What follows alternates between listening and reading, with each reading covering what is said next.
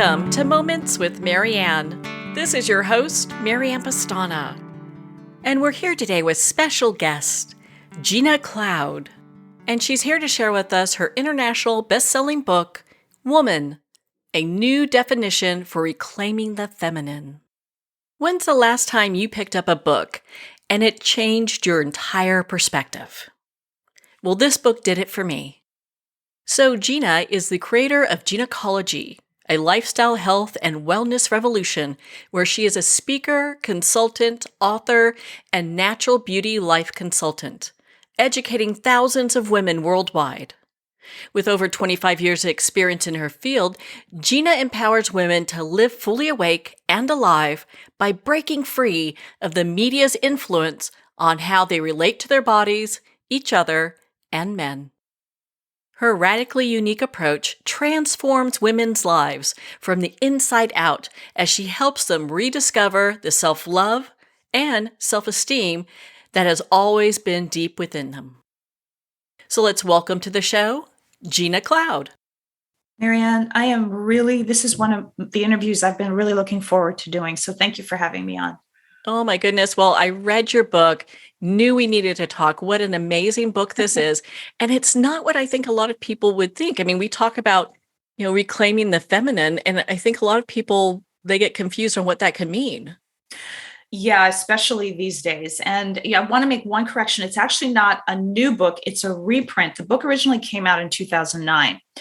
And so I did a reprint, obviously just this year, but it originally came out. And the subtitle is what's so important, is a new definition for reclaiming the feminine, because I think we're sort of in a state of crisis as women right now in our lives and in our world with what it is to be women. So what even had you interested in this topic of, what it means to be feminine? So, it goes back to really, I guess, my childhood in a lot of ways, because, I didn't have a mom who was particularly maternal, and she wasn't really into any aspect of being a woman. So in many ways, while I used to, how we don't like a lot of things that our parents did or didn't do in our childhood. But what I realized as I became older and more into my 20s, it was like, well, it was really a gift, because I ended up in a position of, how do I define being a woman? If you have a strong mother, you can tend to pattern after her as a daughter. And I thought, well, what does it mean to be a woman? And it's kind of funny, because there's that movie floating around out there right now called What is a Woman? And I really began to just think about, well, what is that? And how do I experience myself to be in this and to be a woman? And what kept coming through for me was, it's about these female bodies that we inhabit. The moment in my life where I remember becoming really interested in being female was when I got my first period, because it was something that to me created this spark of curiosity about what this was. And it felt so magical to me, unlike what we're accustomed to hearing, growing up societally, and our moms and every woman around us is saying, oh, it's a horrible thing. Once it starts, it doesn't stop. You're in pain, you're in agony. But that wasn't my experience, Marianne. I felt really powerful. I felt this like life force energy that was coming from somewhere else, coursing through my body. And I felt it every single month. And it made me so curious about this body as a woman. So my body, I always say my body is my teacher. I call a woman's body her goddess power source, our GPS, because it's, whether we are still in our menstruating years or we are giving birth in an organic way, meaning we are in alignment with listening to the intuitive knowing of how to go through pregnancy. There's so much medical interference in our world right now in women's bodies. And that's one of the things I speak quite strongly about. If you read my book, you know that. And then this coming into wisdom in the years of menopause, where most women just drop off the face of the earth because we are accustomed to a world that values youth at such a high level that we feel disposed of. And because we're never taught earlier in our lives that the beauty of what we are is simply through being a woman and being in these incredible vessels. It's not our physical appearance or our youth, but we are so indoctrinated into it that it's such a a really difficult time for women when menopause comes. But this beautiful triad of bleeding, birthing, and menopause are an incredible, extraordinary gift that we have access to through being female. And so my body is what made me, to go back to the original question you asked me, my body is what made me say, wow, being a woman is an incredible thing. And then definitely it is. And thank goodness you asked these questions because you really bring forward a discussion I felt that was really powerful. And before we get too far down the road, I'd love for you to share with us what the acronym WOMAN means. Thank you. I always forget my own stuff. So WO.M.A.N, yeah, the book it's a quick read. It's only 140 pages for people that are interested. It's also available on Audible and Kindle. But WO.M.A.N is an acronym, and the W is wild, not is the Girls Gone Wild version, but this primal instinctual connection to our innate sexuality, our instinctual nature. O is open, and that's the chapter where I go into the heart connection that we are starving and needing in our lives as women. M is magical, and it's where I get into all the yummy body stuff that I just talked about, our periods and birth, giving birth, being pregnant, giving birth. And in the new version of the book, menopause is in there because when I originally published it, I hadn't been through the process. So I didn't write about it. I only write about things that I experienced. So M is magical. The A is authentically empowered. And it's how we take what our innate gifts are and give them to the world in our most authentically expressed way possible. N is nectar, and it's actually like maybe my favorite letter in the whole thing because it's the beautiful, sensual, seductive energy of woman. And by seductive, I don't mean, enticing or manipulating through our bodies, but it's the real playfulness of woman. And I think of it as a very colorful aspect where we sort of tie the W, the O, the M, and the A, and the N. It culminates in the N. So that's what the acronym stands for. You start off your book talking about why we need to reclaim the feminine. And I'd love for you to share that for our listeners. Yeah. Notice that makes me take a really deep breath.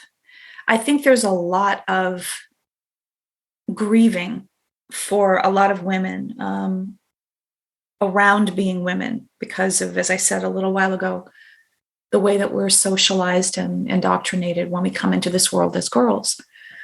And I think we're living in a time more than ever where patriarchal values, and I always like to make a distinction because men are being assaulted on a lot of levels in our culture right now too, and that's a whole other conversation. But a lot of times men hear the word patriarchy and they think it means men, but patriarchy is a societal construct. It's an ideology in a lot of ways as well. And within patriarchal ideologies, there is this overarching embracing of what the masculine is in terms of how we live life. And what I mean by that is, there are qualities like yin and yang, dark and light, or shadow and light. And the qualities of the masculine that have sort of taken over and dominated in our world are, goals and being on a schedule and pushing and competitiveness and there's so much aggression and not a lot of feeling. And the qualities of the feminine that are missing in our world that would literally bring balance. I feel that the masculine isn't wrong. And I don't ever want to have anyone think that I'm saying that. I'm saying we're so out of balance. So the qualities of the feminine that I talk about that are so important in our lives are stillness, silence, vulnerability, openness, communication, nature. There's so many pieces. But what we do in this patriarchal mindset, this overly masculine environment, is we sort of diminish those qualities, like, oh, taking downtime. Oh, you're lazy. You got to keep going. It's like the corporate mindset to me is a quintessential example of the patriarchy, because how corporations are run for the most part, in sort of a cutthroat, competitive, dog eat dog, never stop, burnout.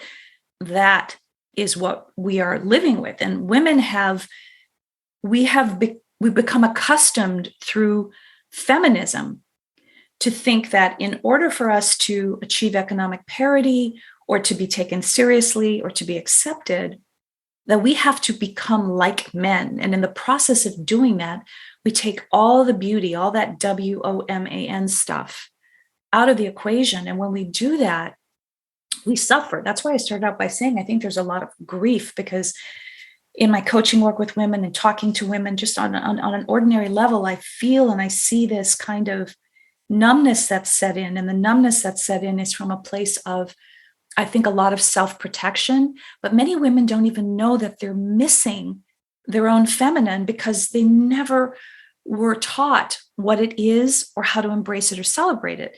And it's not, being at home and, being a housewife. There was that old example of how we defined women and femininity and all of that.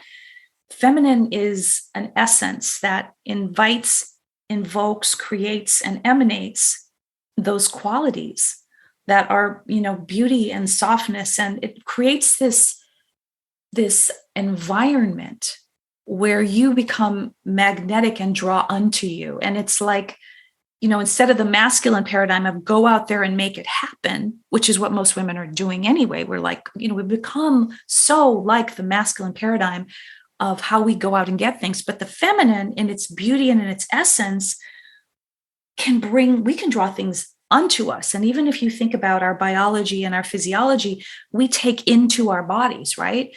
That's the magnetic frequency of the feminine. So when we are embracing that W-O-M-A-N and we're living through those letters, we become this magnetic force where you want something, you create it by bringing it to you. But that's not something that is honored or valued because, like I said, many times it's like laziness. Well, what are you doing? You're not doing anything. You're going for walks every day, or you're meditating, or you're dancing. God forbid, that's something you love to do. You got to you got to work harder. You got to do more. And I really think that feminism, especially the version that we're at now, I kind of call toxic feminism, because I think that in many ways it has become a man-hating paradigm. And I've had many conversations with men about this. The original feminism that started with Gloria Steinem back in the 60s and stuff was about helping us get to economic parity, but it's gone far beyond that. And I would have referred to myself as a feminist before, but now I don't want any part of how it's being done now. Thank you. And I appreciate you talking about the feminist too, because it seems that it's got to be so confusing for young men. I think it's confusing for young women as well to know what to expect, or not even expect, but what you value. Yeah. And I think especially with regards to not even just young men, I have conversations with a lot of guys about this topic in particular and how it relates to dating and them trying to, get into relationships. And it is very confusing because there's a hostility coming at men through what I call toxic feminism that makes it very difficult for a man to be kind and gentle and honoring. And that's another thing, it's like having someone open your door, having someone carry your bag, having all of these things that sort of were traditionally done by men for women. I always say, any man that looks at me knows I can carry my own bag and open my own door. It's about, to me, I take it as an honoring when they see me and they feel something emanating from me, like in that magnetism I was talking about, and they see something and they think, wow, what a beautiful woman, or whatever's going through their head. And when I say beautiful, I mean in an essence kind of way, because we all have this. It's not about the physical. I want to be clear on that. And it inspires the masculine to take an action that says, I want to do this for you because I honor that you are, that you're a woman. And I mean, in ancient times, we were always honored and valued in societies that, we're not trying to, that we're not trying to suppress women, which certainly did happen. But in ancient times, the idea that we were vessels for life was enough for us to be honored and valued and respected and treated in certain ways. we've lost touch with the knowing that this is a quintessential part of our biology as women. This is what defines us as women.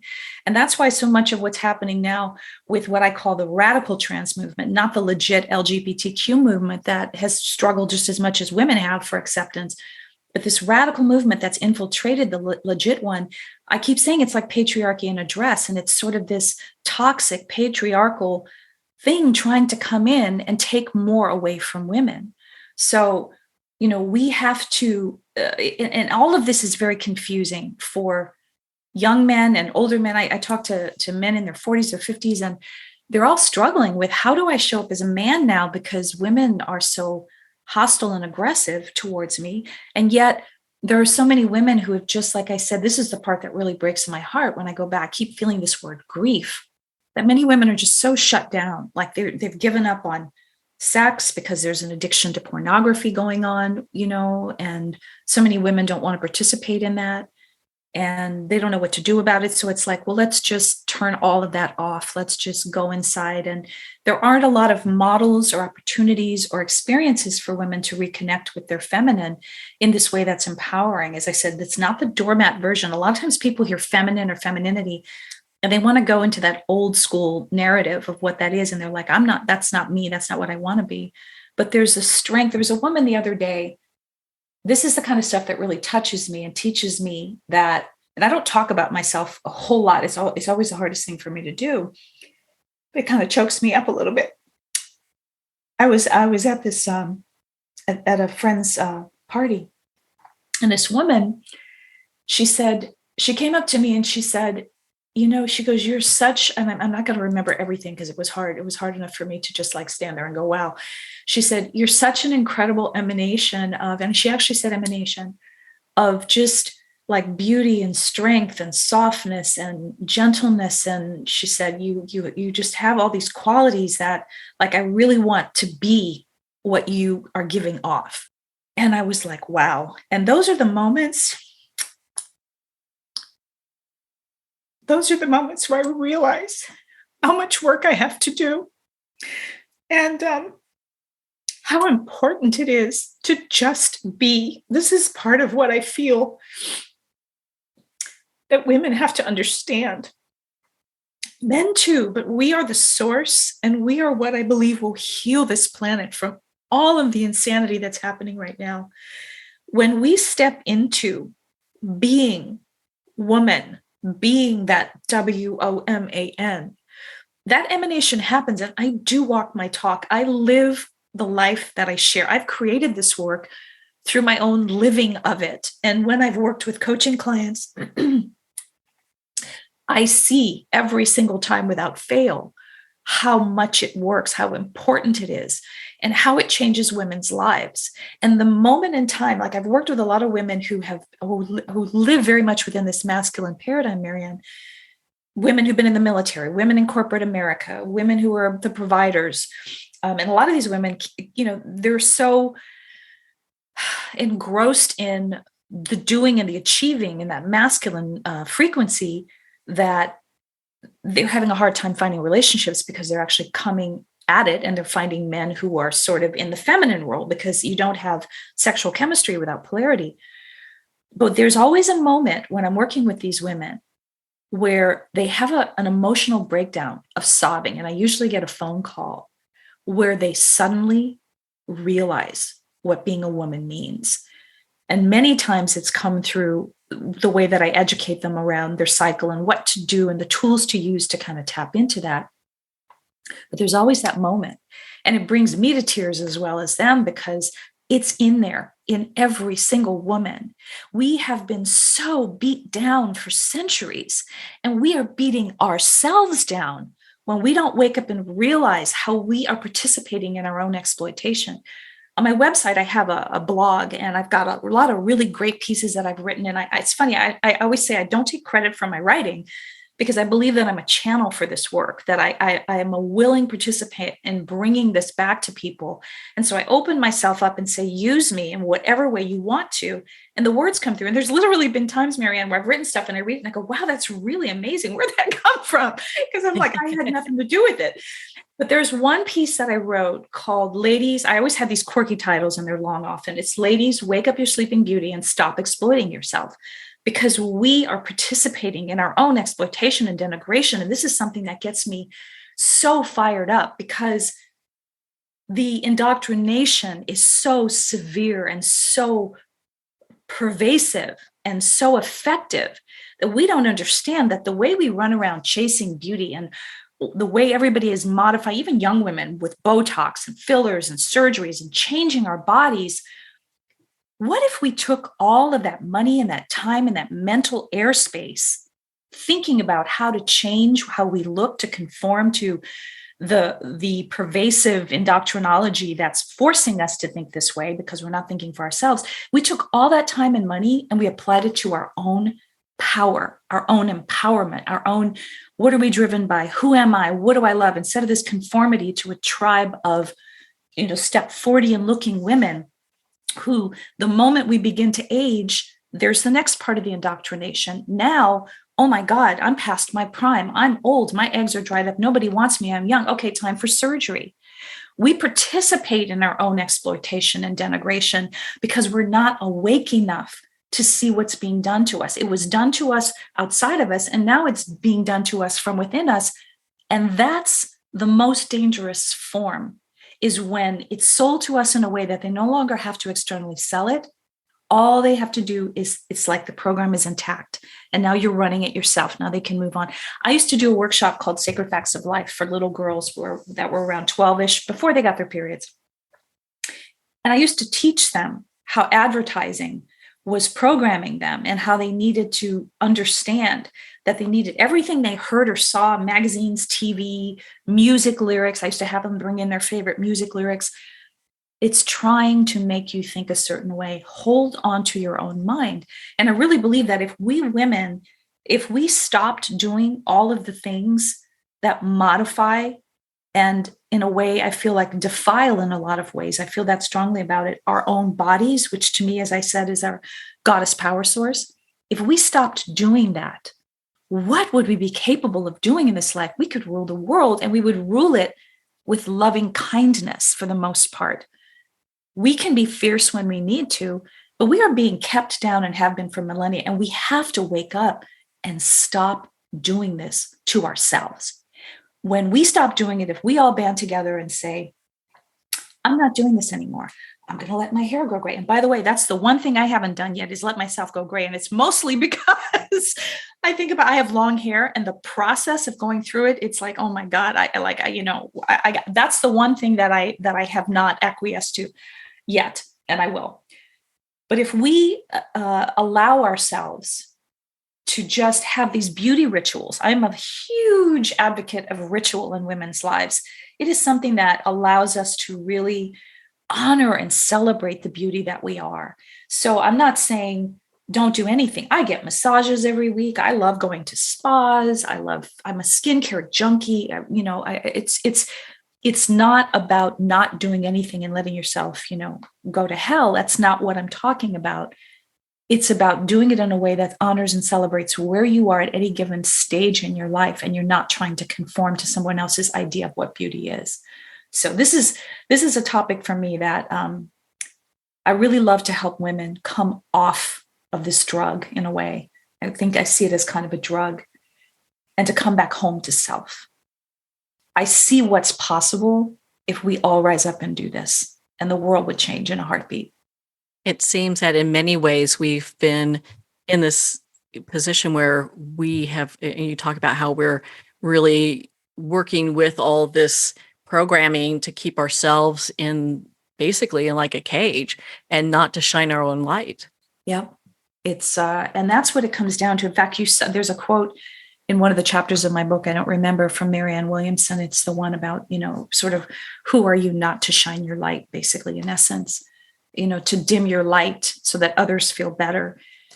And that's why what that woman said to me the other day, made me realize how important it is to be who you are, and to have the courage to step outside the box. And I always think when I hear people say things like, oh, one person can't make a difference, I always use this analogy because everyone can relate to it.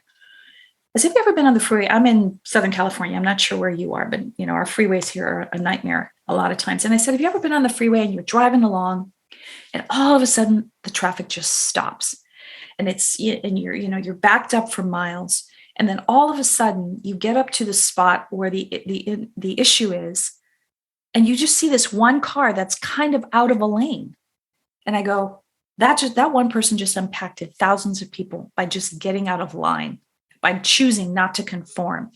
Thousands of people's lives have been impacted by that one person. So never underestimate what you can do as one person, And I don't know, I feel it's important also for women to reclaim our communities. We are communal creatures. We like to gather and come together and talk and share and cry and eat and cook food together. And, especially over the last 3.5 years, we've lost, all of humanity has lost our contact with each other, and we're allowing the internet stuff to be a substitute for what should be real human contact. But I feel it's another place where we as women are grieving without knowing that we're grieving, that we've lost this community that we really, thrive on.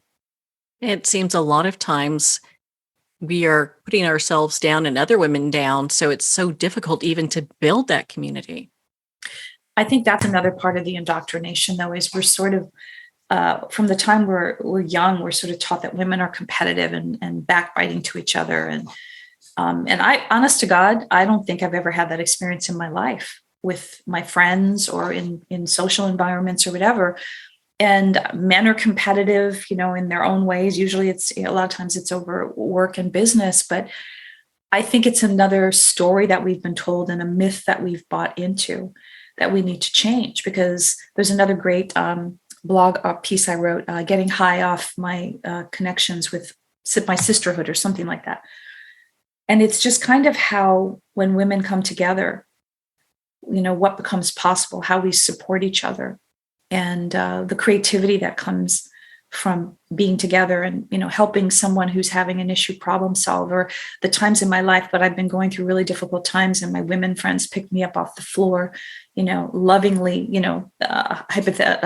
metaphorically slapped me into remembering who I am and to pick myself up and get, and keep going. That's something I get from my women friends. And I think it's something that most women get from other women. So we have to rebuild community. I think it's really important. So for our listeners there that many of them are in traffic, waiting, looking at the car that's up there that has shifted everyone's life, but what a great metaphor that is. What is one thing that they can take with them for today? I would say, start listening to your own inner voice.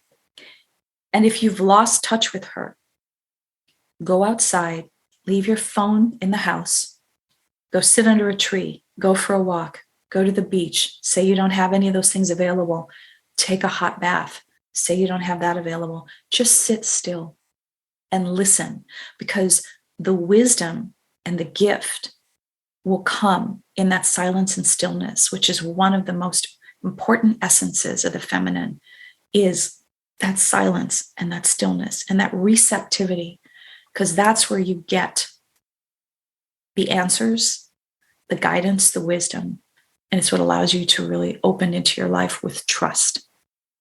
So Gina, I'm sure there are many women going, okay, this sounds great. I can't wait not only to pick up your book, but maybe I need a little bit more help. Do you offer like coaching or classes or all the above? Absolutely.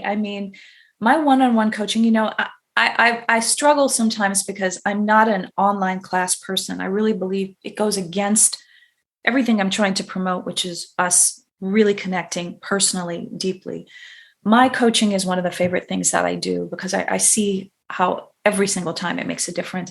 I'm willing to do like a group coaching platform if I had enough people that were willing to do it, but I'd need to vet everybody and make sure it would kind of be a good fit. And I do talks on request if people want me to come and talk about pretty much anything. I always throw myself into the deep end of the pool and say, whatever you want, I'll come talk about it. As long as it relates to our lives as women, I'll talk about anything. So classes, coaching for sure. And I'm working on putting some immersions where I can take women. I've always kind of fantasized about taking women to like places like, Greece, Italy, or just places where we can be in nature and immerse ourselves together for a week and do the work that's in the book, hands-on, and really create foundations to move forward in our lives with some tools. And also, I forgot to completely mention, I created something called Gynecology, and it's on my website. I have 10 principles. You can print them out, put them on your refrigerator, bathroom mirror. And there are 10 tenets for how to live your life in alignment with W.O.M.A.N, with W.O.M.A.N. And it's part of the sort of the foundation of also how I teach what I teach. Well, Gina, I found your book, Woman, A New Definition for Reclaiming the Feminine, to be such a powerful read. Thank you so much for taking the time to be on the show with us here today. And thank you for being a unique voice in media. And what I mean by that is this was a great interview for me because there's so much soundbite stuff going on and people sort of unwilling to really take the time to listen, which is also an element of the feminine. And I really appreciate you. So thank you very much. Well, thank you, Gina. It's been such an honor to spend this time with you and to talk about your book, Woman, A New Definition for Reclaiming the Feminine.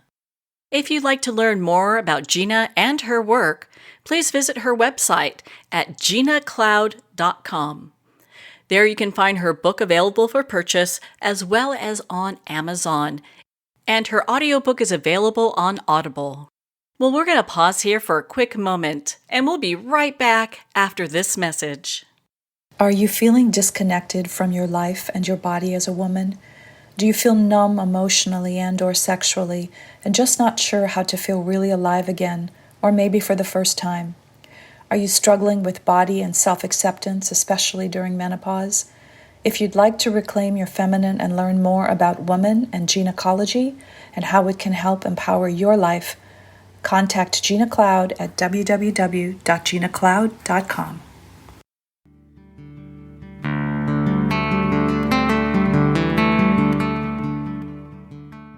Well, we're at the end of our time today.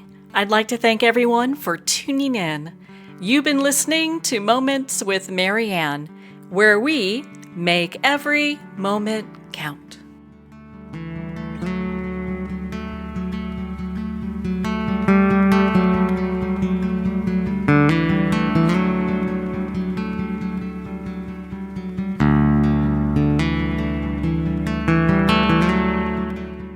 In a single moment, your life can change. Moments with Marianne is a transformative hour that covers an endless array of topics with the best of the best. Her guests are leaders in their fields, ranging from inspirational authors, top industry leaders, and business and spiritual entrepreneurs. Each guest is gifted and a true visionary. A recognized leader in her own work, and while teaching others to develop, refocus, and grow, Marianne will bring the best guest and sometimes a special surprise. Don't miss this. You never know just which moment will change your life forever.